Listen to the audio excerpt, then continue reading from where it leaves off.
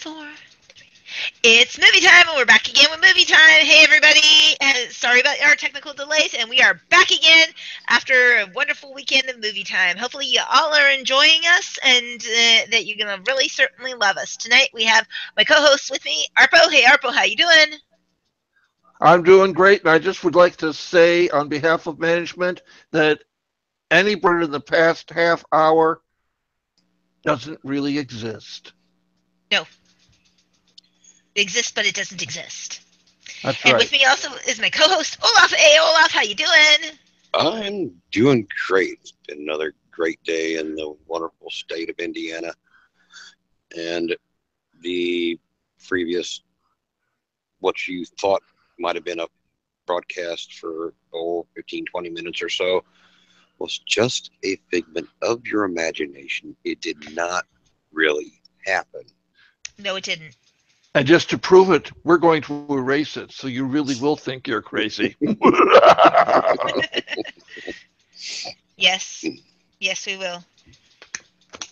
And so, we may save it's it for an like, outtake show. yeah, actually, we will save it for an outtake show, but I will, it's like change its little status to private for us. Yes. I'll use it, yes, it's like, so then that way we could just make that, private for us there. Right. Yes. For all of those people who it's like saw all 4 views of the show. Sorry, Yeah. all 4 of you. And so And that was tonight probably the people who've been writing us the fan letters, and now they're going, "Oh, yes, what is this crap now? Oh, that's it. I'm done with that show." I know, right? You're only going, yeah, we're not watching that no more. Yeah, it's That's what happens when the monkeys run the show. yes, it's like. So what wound up happening is like for all of you folks, unfortunately, we had a technical error. It's like all the fun things of doing a live show when your Google Hangouts decides that it would rather not hang out with you. It decided we're not fun people any longer. Sorry. Yes. It is very odd that it chose to do it right when we were doing the show. You'd almost think somebody might have had a hand in it. I know. Shh. God, you blackmail one person in your lifetime, and suddenly, I know. yeah. It's like, but we won't ever tell. Yeah. I'm sorry, 50,000 listeners. On Yes. with the show. Yes. Yes. Well, Okay. thank you. Serious. So now, in all seriousness, thank you very much, Ksenia, as we had mentioned, that for your wonderful fan letter, as well as also Anna, Dominic, as well as Patricia, all of you. It's like we love you dearly, and we'll definitely read off more of your letters. Yes. And as we mentioned, we cannot thank you enough as fans. It's like, and yes, Ksenia, I'm sorry that I don't read Russian, but Google Translator said to me that you love our show, so I'm taking that's exactly what you wrote. Please correct us if we're wrong Yes. on that. Because it might have just been Google Translator trying to let you down easy. Exactly. Yes. Just like Google Hangouts. Yes. So now back to our show. Tonight we are talking about singles versus slate films and single versus slate projects. Now, the reason why we're talking about this is we don't know whether we've actually talked about this before, but it's worth catching up to date with. A lot of people are of 2 minds. We want to all get our movies done. Who doesn't want to get their movies done in there? But it's how do you approach the investor? Do you approach them with the single project, or do you approach them with a slate of projects? Now, is it good to have a slate of projects in hand for that? Absolutely, as backups. But sometimes you want to do single projects. Sometimes you want to approach them with the entire slate. It depends on the financier.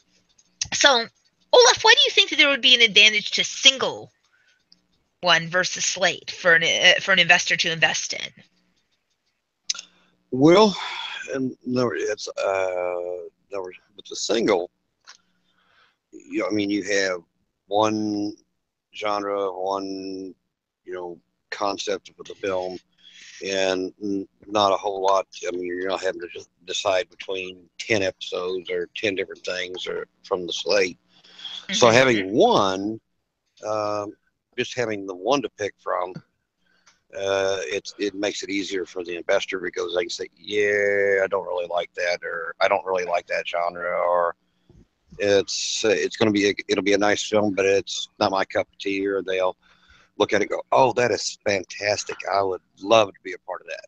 So it just makes it easier on the investor because they don't have to sift through 10 or 15 different movie ideas. Yes, that is also a very valid point. Also, another reason why they would probably like it as well, to add to your point, is the fact that it's like if it is their genre as well, also the fast return on investment. Right. It is Yeah. a faster potential return on investment because you're only waiting on the one movie to be filmed and then to be put out there for release. Yeah. You're not worried about having to wait, 2 or 3 years for a group of movies to be made, to start getting major chunks of your money back. You're going to get it, you're going to make everything you're going to make in one shot. Yes. What? And the little bit of the devil's advocate here is like, in other words, yeah, with the single movie, you get your actors, Mm-hmm. everybody gets it gets done, you get your investment back quicker. If you do one of the slate ones, and there's 15 different ones in it, if it's kind of a series, there's a chance that one of your main actors could get hurt somewhere along the way, and then that screws up the rest of the movies because they get hurt on the third or fourth one, and then there's still, you know 12 more to go, and you have to replace an actor Mm-hmm. or wait until that actor gets healed up and can go back to work again. Yeah. So that would be a Yeah. disadvantage of it. That is a problem for a lot of directors, except Terry Gilliam. Yes. Yeah. Also, another reason why you would want to do a single establishment in regards to that, like a single picture, is that it's like in terms of it, it could also be your calling card establishing film to prove that True. you are able to be a diverse person, whether it be your calling card establishing for a new actor, a new director, a newer in terms of that, it's like it could be your proving ground, and it could help you to be established for a further on pictures. Another reason why that there's advantages to single picture is because then you have only one thing to have to focus on and not multiple platforms to have to focus on of where is this project at, where is this project at. It's like, so where are we here, where are we there? It's like you have only one at a time to focus at. And Right. yes, it's like, say for example, you did come across the investor who says, you know what, I don't really like that particular single picture that you chose. Is there a different one, like of a different genre? Okay, I'm not into sci-fi. It's like, do you have a romantic comedy that's available? Well, then yes, you do have one in your portfolio of Right. things. Or you pull up and it turns out to be an anime movie, and they're just not a big anime Yes. fan. Yes. And they're like, well, is there something else that you have up your sleeve in your portfolio that you would do in the same genre of it, but not that particular movie? Yeah. It's like, because different movies will resonate with different people. Right. Not everything is everybody's cup of tea. We And would like to think that our movies are. Yeah. well, it could be they're not really into anime, but maybe you could take the anime movie you're doing and turn it into an anti-anime movie, and then they might go for it. Yes. Also, it's like if they can't see a diversification with the portfolio, like if they can't see a multi-platform coming into this, because don't forget that people are not looking any longer in single platform form. They're looking for it to have multi-platform wings. Yeah. So if they can see multi-platform out of it, it's like they may be more attracted to it as opposed to something that looks very single platformed. Yeah. If Correct. if you have 4 horror movies in your portfolio, you're going to hear a lot of, well, is that the only thing you know how to do? Yeah. So single movies, it's like there is also other advantages as well. Single picture, it's like it's easier on you as a production company to keep track of your finances on it, and also your casting, because it's like one picture at a time as opposed to having a slate of pictures where you're going, okay, these funds are for this funds are for that. It's like, can we have the accountants please go crazy now Yes. Right. of of having to keep up with multiple pictures of who goes against what and what got gone against who and what movie are we on, and it's like, I'm sorry, where do these funds get allocated to? If it's a single picture, it's allocated to the single picture. Right. And when Yeah. when that happens with all the multiple pictures and everything else, in other words, the next sound you hear is Calgon, take me away. Yes, and that's when you have the that funny song. They come to take me away, haha. They're coming Coming to take me away. Yep. down to the funny farm where it's Where life is yeah, beautiful all day long. Yes. yes, because that's exactly what you're going to do to your accountants. Mm-hmm. Yep. It's like But either then that you they're accountants. They have it coming. yes, there you go. But also as well for auditing purposes as well. It is actually a very good thing to have single pictures as well, because then at the end the picture is wrapped. There's just one audit to have to do for that particular production, and you're done. It's in the case. It's finished. Right. You're also not dealing with multiple contracts as well, with different companies, different actors, different things that are going towards that. It's like it can become a very daunting task Yeah. for And an important distinction to make. I mean, obviously, you have to be very organized to make a yes. movie. But if you're going to put together a slate of movies, you have to be super organized. Yes. Face it, a lot of people are just not up to that level. It's Yeah. not an easy thing to do, but it can be very rewarding. Yes. So, Arpo, let's talk about then. Let's go with the advantages for an investor on a slate of projects versus a single project. Okay, well, first of all, in terms of finding an investor, and I know this is going to probably surprise and shock some of you out there, but there are some investors who actually aren't interested in investing in you unless they're it's going to be like $50 million or more. Yeah, a slate of pictures. Yeah, a slate of pictures. They want they want to know that you've got 4, 5, 6, even 7 movies coming out over a period of 24 to 36 months. And it's an advantage to them because since they're providing the funding on all of the pictures, if one of them turns out not to do well at the box office, they can still pull, their hash out of the fire with the other movies. So Mm, it's like they're diversifying it's like if you have a 401k, they always tell you to diversify your 401k, put it into different things so that if one thing goes bust, the other thing makes up for it. Well, this is the same thing. If yes. one movie doesn't succeed, you still have another 4 or 5 movies that can from that and Yeah. still And make your profit.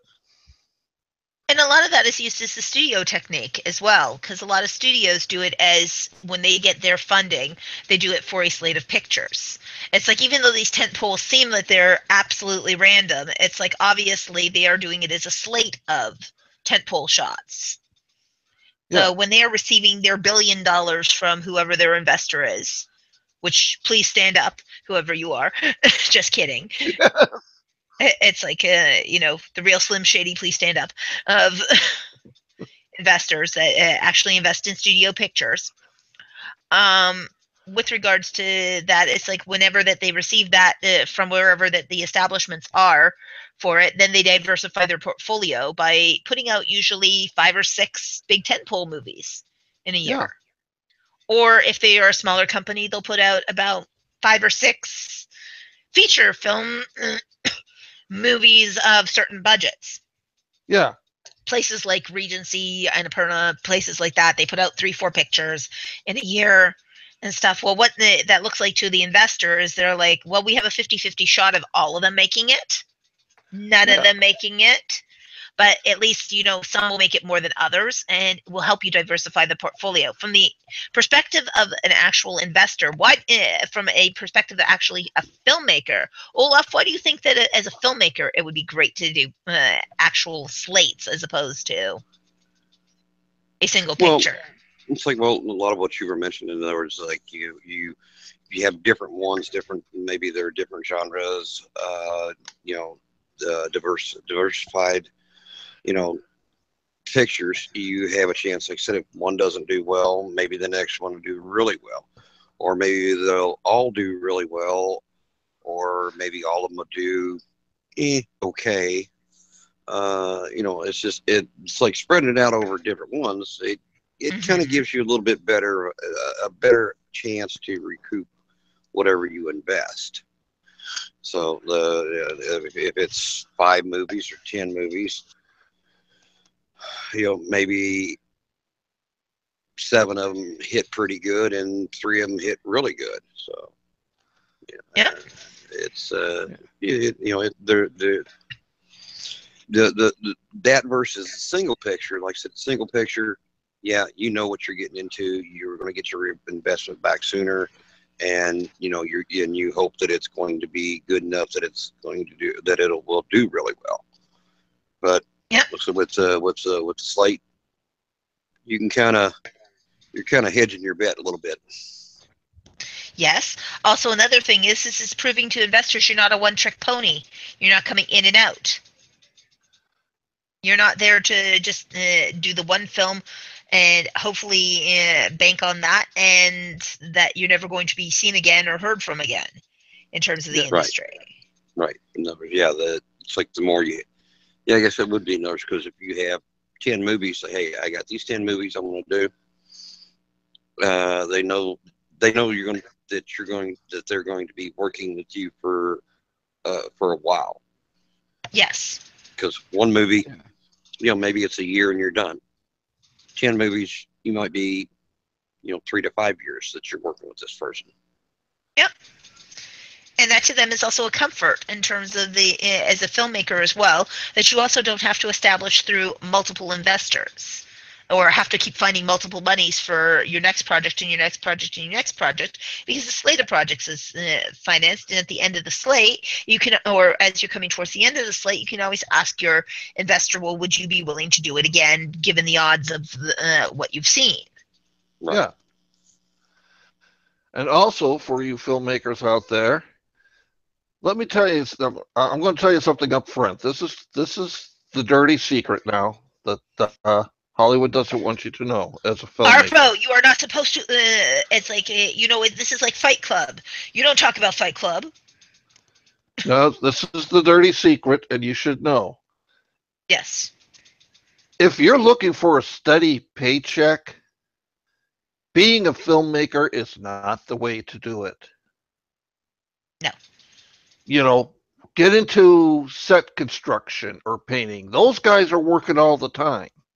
Not necessarily. Well, not necessarily, but I mean, they have a better chance of working more frequently. Yes. If you're a filmmaker, you're only getting paid for the film that you work on. And that's, you know, a salary while you're making it and doing the post-production, and then whatever your share of the points is after expenses are recouped from the box office.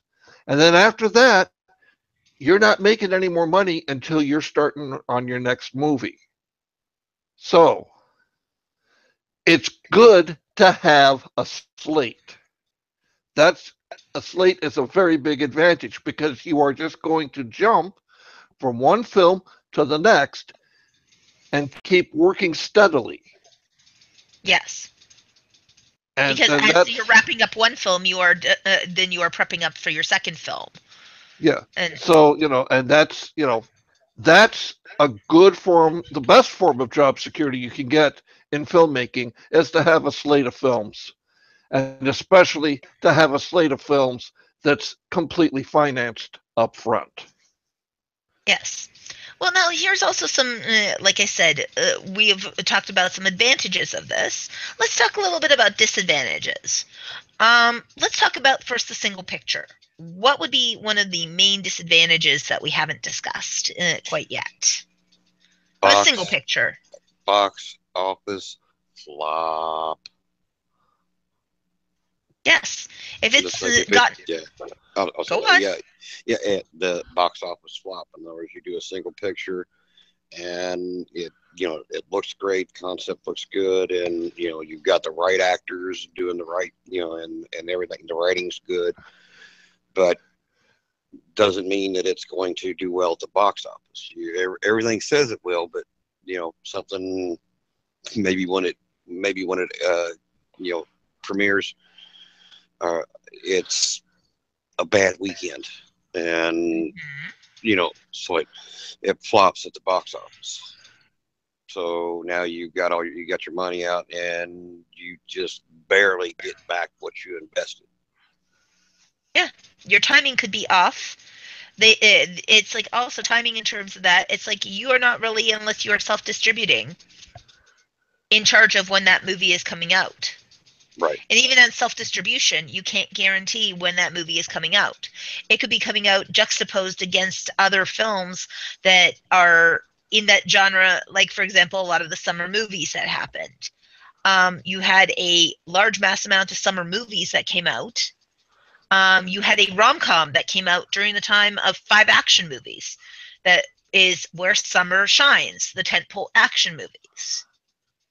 Yes, you could use the theory of that if it could have been successful against juxtaposed against those other ones, but let's face it, if you have to see a rom-com versus Guardians of the Galaxy 2 or versus like the Wonder Woman, which is a better example. Fell asleep during Guardians of the Galaxy 2. But it's like if you had the juxtaposing on that, it's like a smaller romantic comedy versus a larger one. You know what? You probably would be seeing the larger Wonder Woman box office one first, and then go Mm-hmm. and see eventually the Right. rom com. But by then, box office wise, it looks like it flops. Exactly. Of course, there are exceptions. Yes, like And the the one one that right we now, just had. Girls Trip. Yeah, Yes, just it's huge business. It had a right combination of factors and a good advertising campaign. yes, And when you do that, it is possible to stand up to the tentpole pictures, yes, especially when you're doing something that is so geared towards women that all of a sudden they're feeling like, wow, I have an option. Okay, honey, you go you go see Spider-Man. I'm going to go see this. yes. And honestly, it's like in terms of the way that that works, it's like where the advantage is for that is having that single picture juxtaposed, as we've mentioned before. If it has a clever marketing campaign, the disadvantage is a lot of times single pictures don't get the marketing campaign that a slate that they deserve, Yeah. and sometimes a slate of pictures is easier to market. Yeah. Yeah, if you're marketing just a single picture, it suddenly gets much harder to get that coveted ad space. Yes, if you're not an established entity to have that. Another Right. disadvantage is that it's like if you're not an established entity, it's harder to find your investor for a single picture because they're going, okay, um, this may be a great thing, but then what else? Are you going to be like, one of those make it and disappear kind of people. Right. Yeah. It's like they look at the one words, return on investment. Yeah.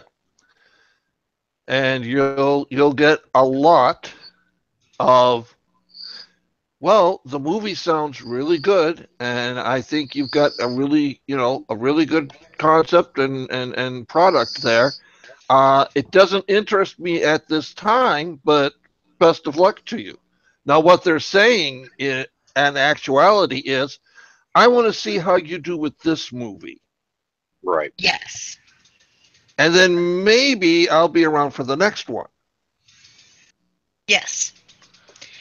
And now, this is one thing that brings into an interesting topic. It's called skin in the game, which Yep. we had. In the game.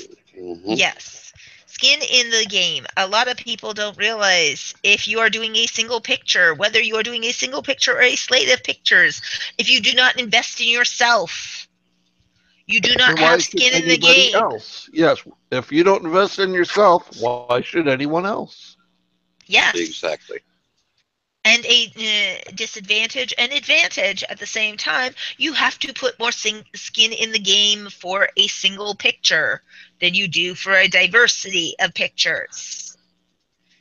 Yes. It's like you have to understand, because it is a single picture, you have to be able to show that you have at least put some money in there, that you have taken your own financial risks to pay off. If you are not ready to do that, you are not ready to be a filmmaker.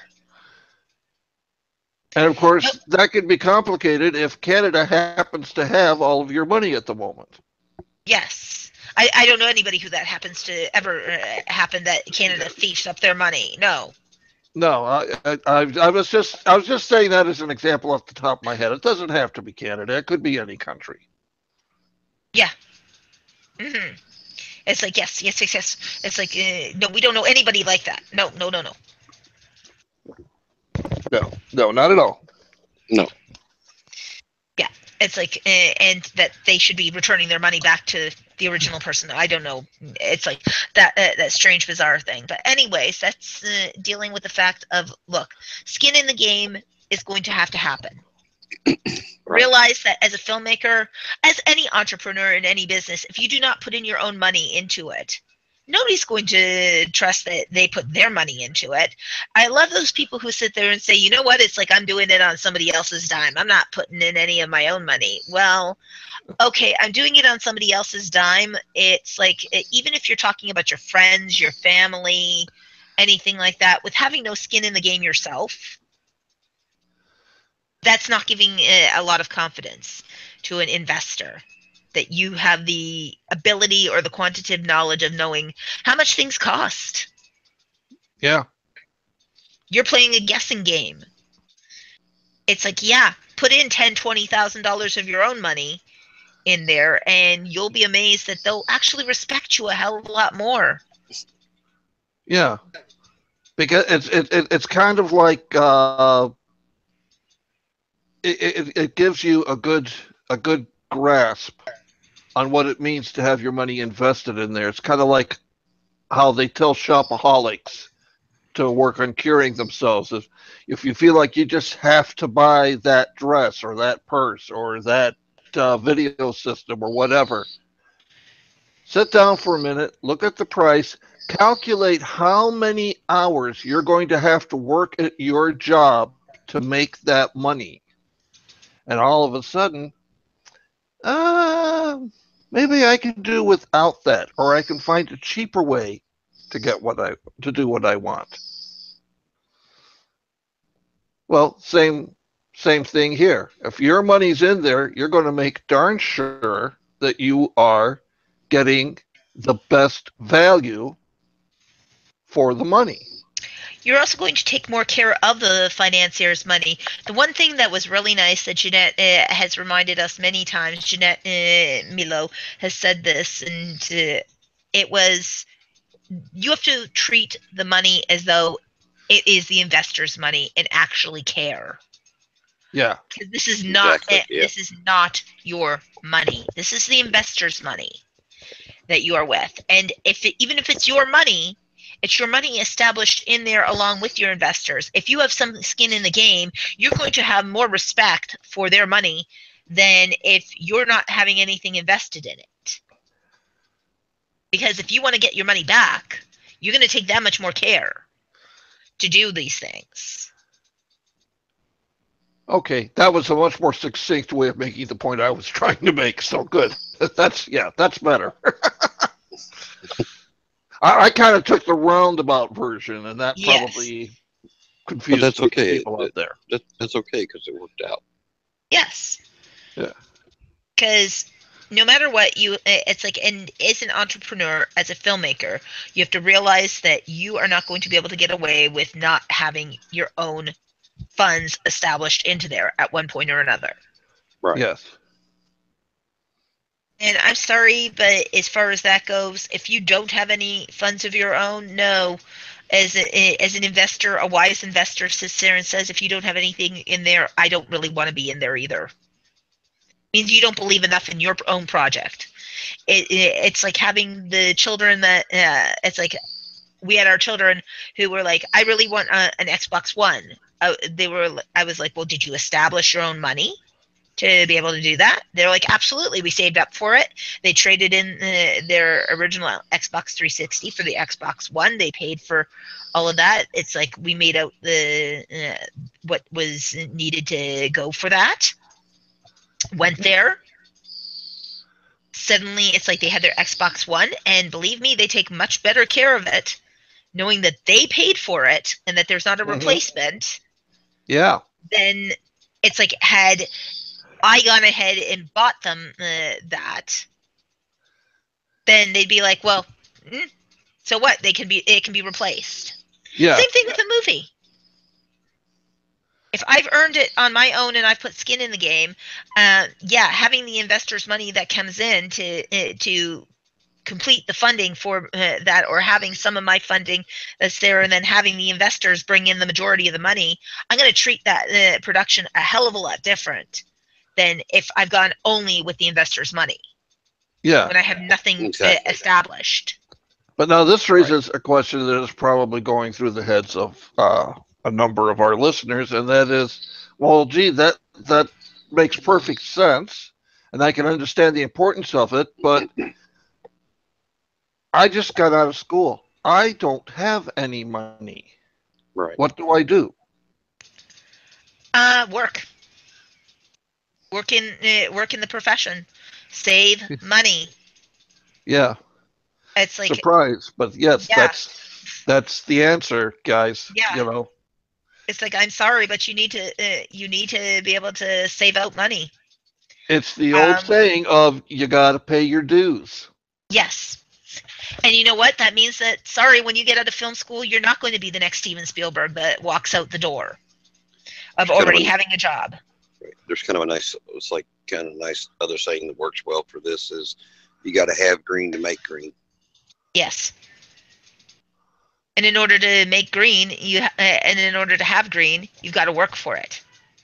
Yep. You work in the industry that you want to be in. You work in sometimes outside the industry that you want to be in to be able to establish that money. Once you've established enough money that you've put your skin in the game, then you can turn around and say, okay, well then I've invested in me. Because even if it's right, like I said, $10,000 or $20,000. Or a couple $100,000, it's like at that point in time, you have got skin in the game. Right, that's something that you need to be. It's like you to show that you have skin in the game. You need to kind of like be transparent with that, because that'll go a little farther with the investors. If you have nothing in it and you're trying to get an investor, they're more likely going to be hesitant. But if you say, hey, look, here's what I've spent of my own. This is my skin in the game right here. Mm-hmm. And it's right there in black and white. They can look at it. And, yep. Then they're like, okay, this person is serious about making this movie. Yes. Yeah.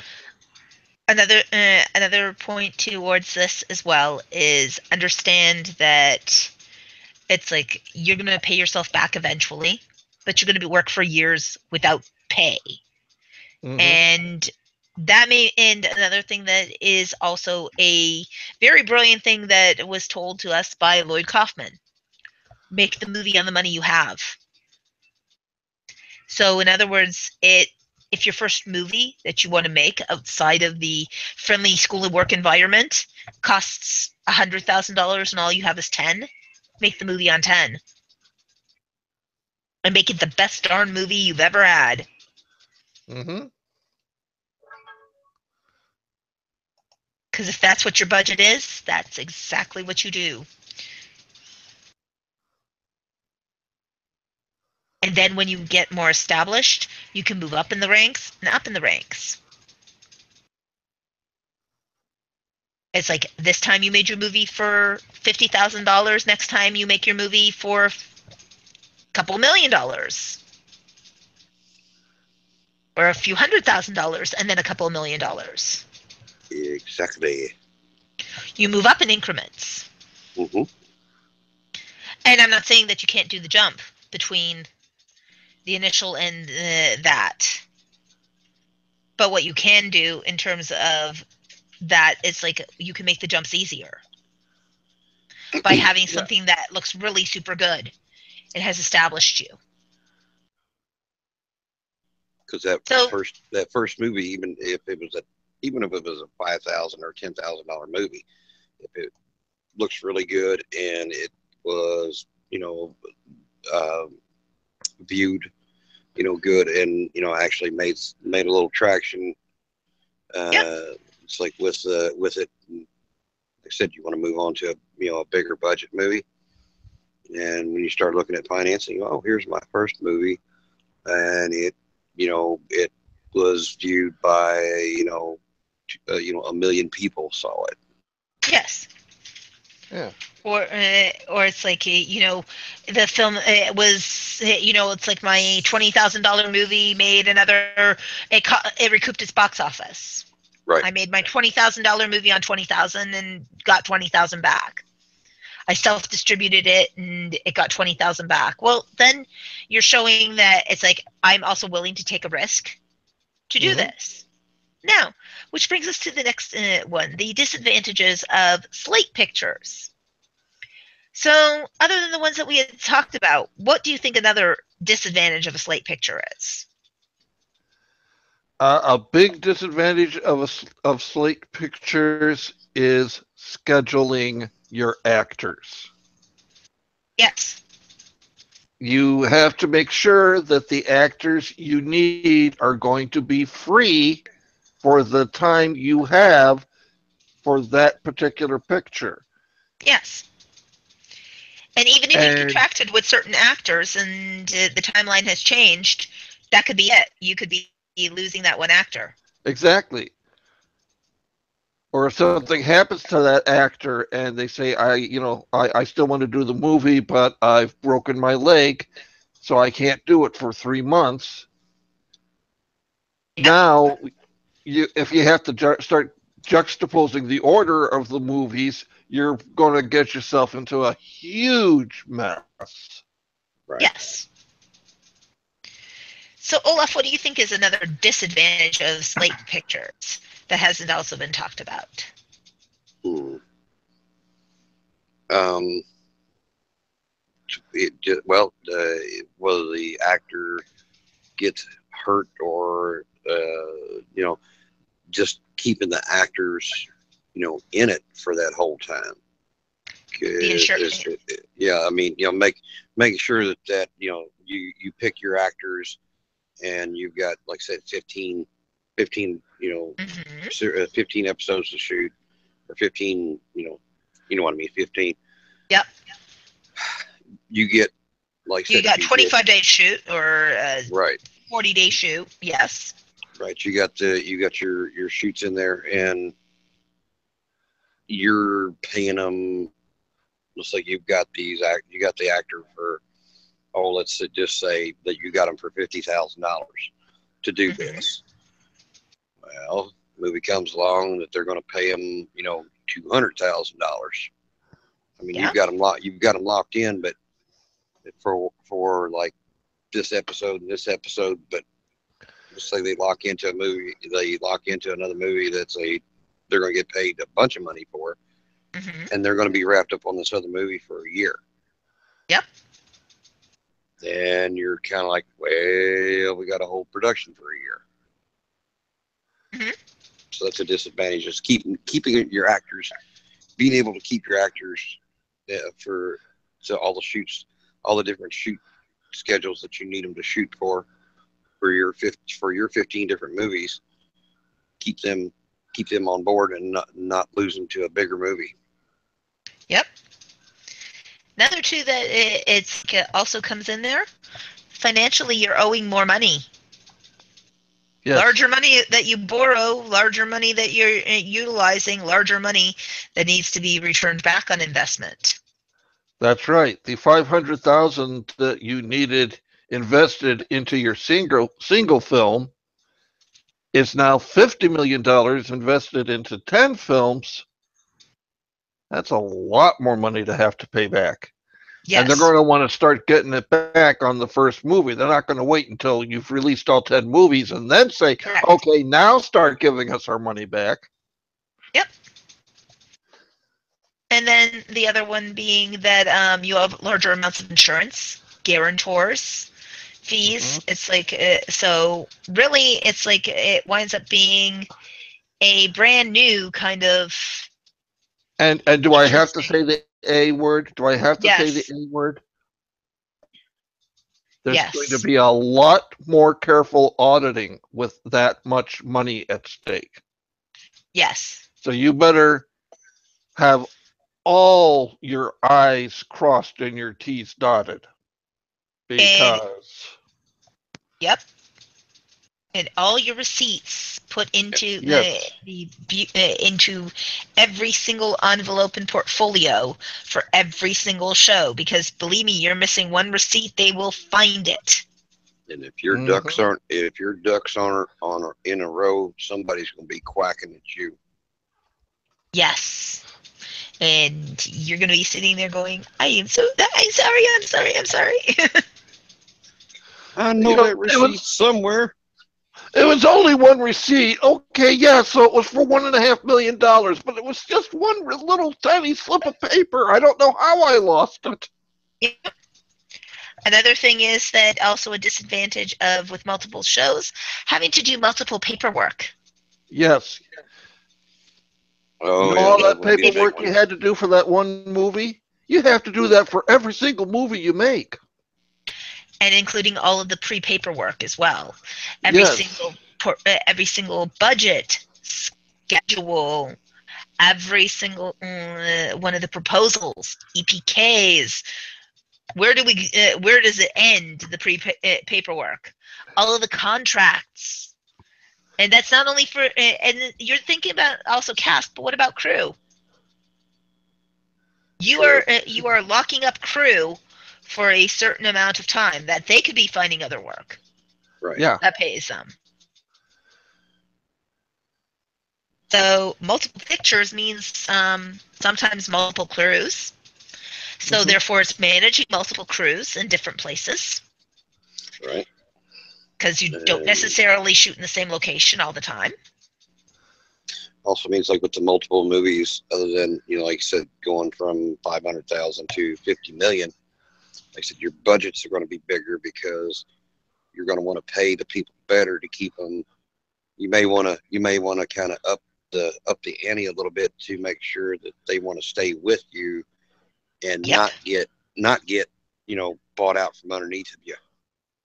yep, And that Yeah. can happen too. I mean, it's like for the most part you try to lock your actors in for the whole thing as best you can, but yes, your crew and all, it's like your DP and all that, you don't really lock them in with a contract too much. I mean, and like the set crew and all that, they're not really locked in the contract. So you're gonna yep, have to you're gonna want to pay them, you know, well, so that to they stay stay with available. to stay available for your shoots. And, Yep, and while a slate of movies does not necessarily mean a movie series, if that is what you're doing, then boy, you have to be really careful with those contracts. I'll tell you what, Daniel Radcliffe, Emma Watson, Hmm. Rupert Grint were signed for the first three Harry Potter movies. By the time they were getting through the third one, they had begun to realize that the fandom had grown so huge they were not going to stand for these three kids to be replaced. Yes. And now suddenly all the bargaining power was on the other side of the table. Right. Well, just like what recently happened with Wonder Woman, the Yep. second part, they're doing a sequel to Wonder Woman. They kind of forgot to, attach the director from the first one to the second one. Hmm. Oops. Whoopsie. Yeah, Yes. and I'm sure Gal Gadot wants to work with that director again because of Yes. the amazing quality of movie that was made. Right. Exactly. So, yeah, it's one of those. Patty Like you, Jenkins, you're going to have a really great old time with this. you said, yeah, she'll walk into that meeting just grinning from ear to ear, going, "What you gonna do now, fellas?" That's right. Yeah. She's gonna walk up to the head of the table and say to the manager of the studio, "Do you mind? I think that's my seat this time." I believe you're sitting in my chair. Yes. Yeah, it's like it's one of those things. Also, if you are going to do multiple pictures, you have to keep that in mind. What if it is extremely successful and you want the same crew again? Yeah. Right. Yeah, then you better be able to lock them down while it still is in a concept stage. Or Because if you're not going to lock them down, at least have a rider in the contract saying, if we continue with the series, you will come back for the same salary. or Or accordingly, or adjusted for inflation and all that stuff. correct. Because these are things that are huge things to have riders in these contracts, as well as also another thing, like for example, all of these months later, finally we have a SAG-AFTRA agreement that just came into effect. Which, yay, go God, SAG-AFTRA. I can't whistle. I can't whistle. Somebody's got to whistle. Yeah. Yay! There we go. Yeah. I Yeah, know they say anybody can whistle, but not me. you don't know how to whistle while you work. No. But I hum.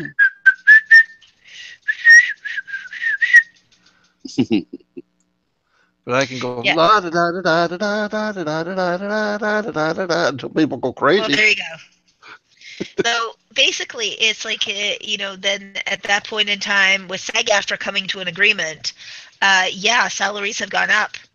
Yeah. Also, there's new things like streaming rights that have gone in. Yes. I figured that was going to be a big, big issue this time around. Yes, and now it's 90 days. It's not 1 year any longer. So suddenly the dealio changes. Mm-hmm. And your actor is now a lot more expensive, even in the basic contract, to contractualize. Mm-hmm. And they're much more expensive in the points after completion because they are getting a bigger piece of the pie. Yep. Not that they don't deserve it. Let's face it, if there were no actors, there'd be no movies. Right. Oh, Everybody, Well, God, crap! I wasn't there'd be supposed to let them know that. I know, but there'd be movies, but it'd be all anime. well, no, it'd be all background Mm. performers. Yeah. Ah, It's like and the directors would be in front of the camera, being the actors. Yeah. true. But but our point being that it's like, yes, everybody is an integral part of it. Ayatsi got a new contract this year, I believe, as well as also Mm-hmm. Yes, they did. it's also AMPTP has done their negotiations with their producers, and the guild. It's like this year was the year of writers. WGA got new contracts. I think it's going to make the AFM very, very interesting this year It will. because of all these contracts, all these new contracts coming into effect. Yeah, and it's going to be a very interesting time. Hmm. So yes, folks, it's like it's like with regards to multiple pictures, you have to talk about multiple DPs, you have to talk about multiple directors, because even if you think that you can direct them all, eventually you're going to have to loosen the reins for somebody else to come in. Right. Yeah. And another thing to consider is like your DP and some of the other ones that aren't really like, that aren't locked in contractual wise. It's like the other thing too is maybe the DP you use on the first movie, everything looked good, all the credentials look good, and you heard good things about them, and then you use them and they don't know what they're doing, or they don't do a good job for you. So maybe They you cut have to off heads. Yeah, you have to replace them or whatever. Yeah, they cut off heads or go with the extreme close-ups and things that Yes. it doesn't Yeah. work well. Close-ups that So look like this. it's like, so that's another thing too you have to consider. Yes. Hi, I'm Richard. I'm the star of your movie. This is the newest Camera angle. camera angle. Yes. So yes, that does I would affect show that. that's like I would show my camera angle, but I don't want to scare everybody. Yeah, it's like, and this is something that also has to be very much established with it. Yeah. Right. I mean, Understanding. if we're going to be completely honest here, when it comes to doing a slate of movies, there's a lot more negative than positive on doing a slate of movies. But the positive is a really big positive, which is Right. a Yes. much increased chance of really Success. succeeding at what you're doing. Right. Yep. Another thing is also by dealing in, by the way, multiple locations with it. That means multiple establishing of tax credits and tax credit paperwork. And working with different film commissions who all have their own special thing because it's not a unified set of paperwork. I think that may be the next thing that happens. Unification of state to state paperwork. Yeah, just of the paperwork, not of the actual credit itself, but to have all the paperwork be the same for each state. Wouldn't it be all nice that if it was all like Chicago? Yeah. Yeah. What was that? About a 3-hour meeting you had there, and basically the paperwork was done. There's still some that has to, get taken care of now that there's starting to be some budget, but it's nice. Chicago is a very friendly town. Yep, there's a lot of really there's a lot of great ones. New York is really great. It's like going through the governor's office, very easy to handle their paperwork. In Funny terms of that, story. it's like, Funny story. We've been talking about diversity and everything. mhm. For tonight's podcast, as most of our listeners probably know, back around the end of June, the legislature in New York, we talked about it here on the show, the legislature passed a diversity bonus credit, basically, and sent it to the governor to be signed. I haven't seen anything about it lately online, so I called the governor's office in Albany, New York. I got switched around to 3 or 4 different people because nobody knew whether or not the governor had actually signed the legislation yet. Hmm. I wanted to be able to tell you people tonight that it's all in place and everything, but I can't. I don't know because the people who work for the governor don't know. Yeah, they don't know what they don't know. Yeah, Right. and one guy actually said to me, I would tell you something, but I know about as much about it as you do. And I said, well, is there anybody there who knows more about it than I do? And he said, I don't think so. So Yeah, I don't know. I felt like I was in the middle of a sitcom episode. However, litigation starts first. I was able to confirm because Yeah, NBC is taking a huge advantage of this of course. coming this fall That's because okay. a lot of their shows are filmed in New York, and that's great. Uh, but I noticed since that announcement, suddenly everything I was seeing online was just about legislation for diversity in TV shows. So Yes, I was able to confirm that the diversity laws also include theatrical films. yes. So if all you're seeing online is TV shows right now, I think that's partially because of NBC making that big announcement. But Mhm. it also applies to feature films. Yep. Well, and here's a great one. It's like New York Film Festival 2017 slate dominated by Amazon and Netflix. So streaming is Yeah. becoming a huge part of this whole slating platform as well. Right. So it's something to be considered in regards to that. It's like, yes, streams do exist, and yes, it's like those platforms are very important Hmm. to filmmakers, as well as obviously now streams are starting to get into slating as well. That's right. And Places like also, Netflix but and Amazon, also, etc. also, they're in for the single projects as well. Yes, Um, and they are, I don't want to say a last resort, but a lot of the times what's going to happen is if you go to them for investment, they're going to want exclusive rights to your film for streaming yes, Mhm. for some period of time. yes. So you have to decide if that exclusivity is worth it to get the money that you need to finish the film because you could be shooting yourself in the foot.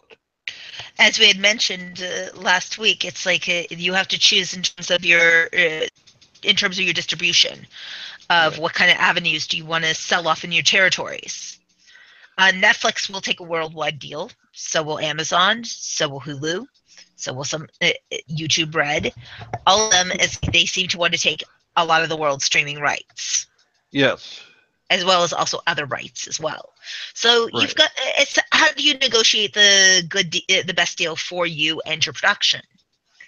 And for that, it's like we will be talking to more distributors in Yeah. that, and Yes. a couple of lawyers in our upcoming episodes, as well as also maybe we'll ask that also of Michael Mendelsohn when he returns.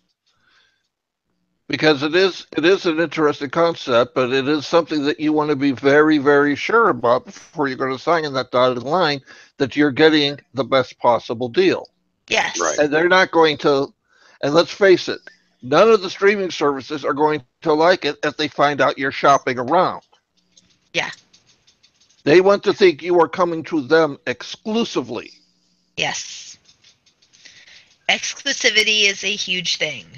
Yes. It's like it's for the same way that when you shop around with the television agencies, just because you think you're pitching to ABC, you're not only pitching to ABC. Yeah. Because believe me, CBS, Fox, all of them hear it too. And if you've pitched to the wrong station, and this would have really been a better show for NBC or for CBS, you just lost your opportunity because you decided to go to ABC first. Yeah. So also you better know who your target is. But that Yes. goes into target audience, Right. which we've Right. talked about before. It's like understand that no, you don't just randomly go shooting off at people for wanting. Oh yeah, well I want the picture done, so I'm just going to go to any place. It's like understand whether they take the product that you're doing. Yeah. Because what if they don't? Yeah. Then you've just screwed yourself with other television networks that would have Yeah. taken the project. Unless you're Norman Lear or Larry Gelbart, you got to be careful who you pitch to, because they could pitch to one and another network will actually come in and say, well, wait, will you pitch to us too? Maybe we'll cut you a better deal. Exactly. Because they are highly successful, but they are exceptions. Yeah. It's the same way that we talked about it before with the whole thing with Steven Spielberg and other and Steven Soderbergh. It's like, yes, Steven Soderbergh has the luxury of being able to do that, and that's great for him. But for the rest of us, it's not a realistic investment program for the rest of us.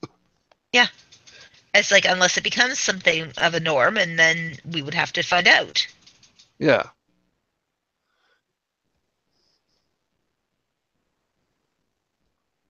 So those are all things to consider.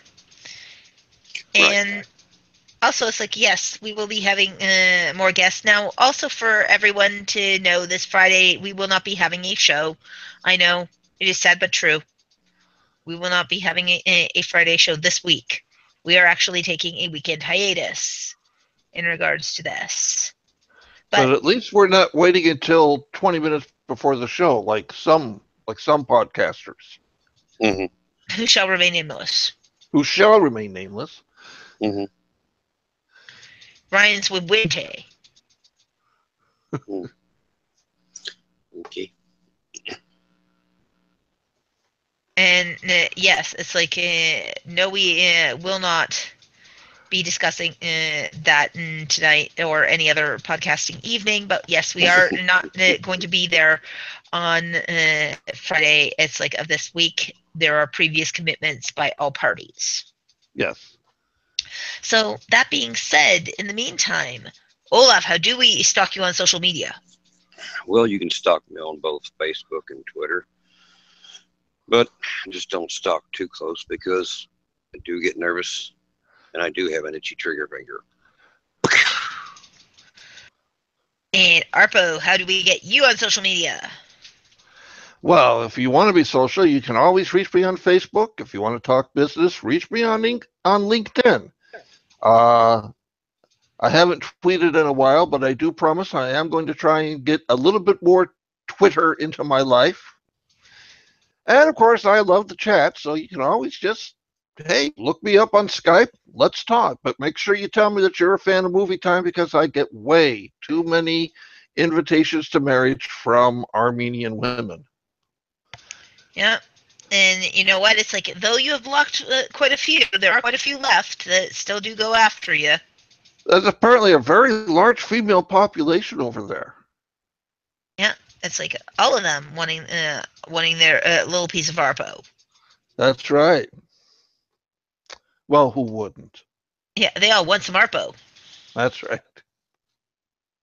That's like, and for me, you can get me on LinkedIn, Bizopedia, Facebook, Twitter, on Bizopedia. Also, you can also get me on as well Twitter at Sonata Grayson, at Movietime Indie. You can get me on www.pastlivesproductionsinc.net. We would like to also remind everyone to please send in your scripts for our contest, as it is still going on at this point in time, as well as also if you could look at www.pastlivesproductionsinc.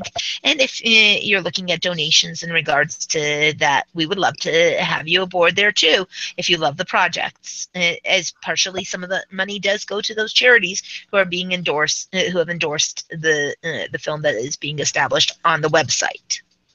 So for that, it's like we would love to say good night to y'all, and we will see you actually next Wednesday. Thanks for listening. So long till then. You, talk to you.